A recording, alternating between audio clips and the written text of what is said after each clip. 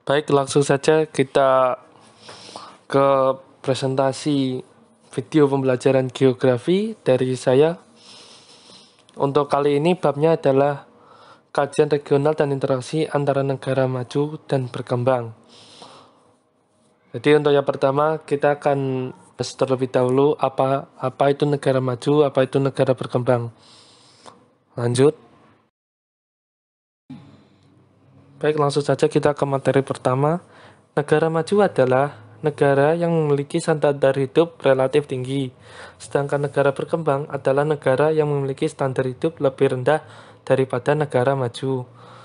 Untuk indikator yang mengindikasikan negara itu maju atau tidaknya, indikatornya tidak berdasarkan dari umur suatu negara, kekayaan sumber daya alam, ataupun kecerdasan warganya, tetapi indikatornya berdasarkan dari sikap dan perilaku warga negaranya.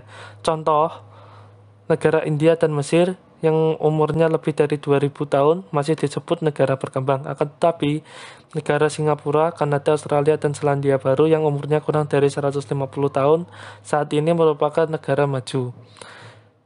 Selain itu, ketersediaan sumber daya alam dari suatu negara juga tidak menjamin negara tersebut menjadi maju atau berkembang. Misalnya, Jepang yang memiliki wilayah yang miskin akan sumber daya alam, namun menjadi negara maju dengan industri teknologinya. Selain itu, terdapat negara Swiss di Eropa yang memiliki luas wilayah yang juga sempit dan hanya 11% daratannya dapat ditanami, namun menjadi salah satu negara maju di dunia saat ini. Dan contoh lagi, Indonesia yang memiliki sumber daya alam yang melimpah dan wilayah yang luas, namun masih dalam taraf negara berkembang. Selanjutnya kita akan membahas tentang ciri-ciri negara maju. Ciri-ciri negara maju seperti yang sudah saya tuliskan di presentasi saya kali ini. Yang pertama dari segi sumber daya manusia. Kualitas sumber daya manusia di negara maju terhadap ilmu pengetahuan dan teknologi umumnya tinggi. Kedua, dalam bidang pendidikan. Di negara maju, tingkat pendidikannya sangat tinggi. Kemudian yang ketiga, pertumbuhan penduduk. Di negara maju, angka pertumbuhan penduduk rendah karena angka kelahiran kecil. Hal ini dikarenakan karena pada negara maju, para penduduknya lebih mengutamakan tentang pekerjaannya. Yang terakhir, dari segi ekonomi.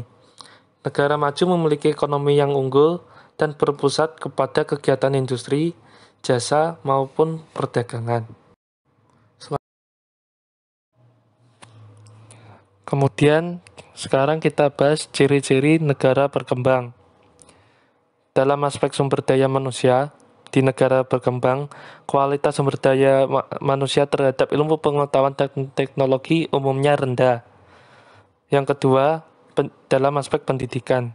Tingkat pendidikan di negara berkembang masih rendah karena masih banyaknya masyarakat atau penduduk yang tidak bersekolah atau tidak menamatkan sekolahnya. Lalu aspek ketiga yaitu pertumbuhan penduduk. Di negara berkembang, angka pertumbuhan penduduk tinggi karena angka kelahiran besar. Hal ini disebabkan karena tingkat pengangguran yang menyebabkan banyak penduduk dan masyarakat yang hanya di rumah saja dan mengakibatkan angka kelahiran besar. Lalu terakhir dari aspek perekonomian. Pertumbuhan perekonomian di negara berkembang relatif lambat dan kegiatan ekonominya berpusat pada sektor pertanian atau hasil bumi sumber daya alam pada negara tersebut. Baik, sekarang kita lanjutkan tentang kerjasama antar negara. Di dunia ini, kerjasama antar negara bisa dibedakan menjadi 3. Yang pertama yaitu kerjasama regional, yang kedua kerjasama bilateral, yang ketiga kerjasama multilateral. Kerjasama regional adalah kerjasama antar negara dalam suatu wilayah yang sama. Kedua, kerjasama bilateral. Kerjasama bilateral adalah kerjasama antar dua negara. Yang ketiga, multilateral. Kerjasama multilateral adalah kerjasama antar negara yang melibatkan lebih dari dua negara.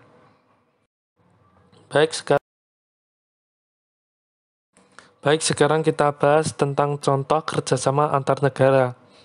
Yang pertama, contoh kerjasama regional. Seperti yang sudah saya bahas tadi, kerjasama regional adalah kerjasama antar negara yang berada pada suatu wilayah yang sama. Bisa kita lihat contohnya di presentasi saya kali ini. Contohnya yaitu ASEAN di Asia Tenggara, Uni Eropa di Eropa, NAFTA di Amerika Utara, Mercosur di Amerika Selatan, dan APEC di kawasan Asia Pasifik. Kemudian kerjasama bilateral. Ya, seperti ya saya jelaskan tadi, kerjasama bilateral merupakan kerjasama antar dua negara di berbagai bidang. Contohnya yaitu kerjasama antara Indonesia dan Jepang, Indonesia dan Cina, dan Indonesia dan Arab Saudi. Yang ketiga, ada kerjasama multilateral. Kerjasama multilateral seperti yang saya jelaskan tadi merupakan kerjasama yang melibatkan dua negara dan lebih dari dua negara.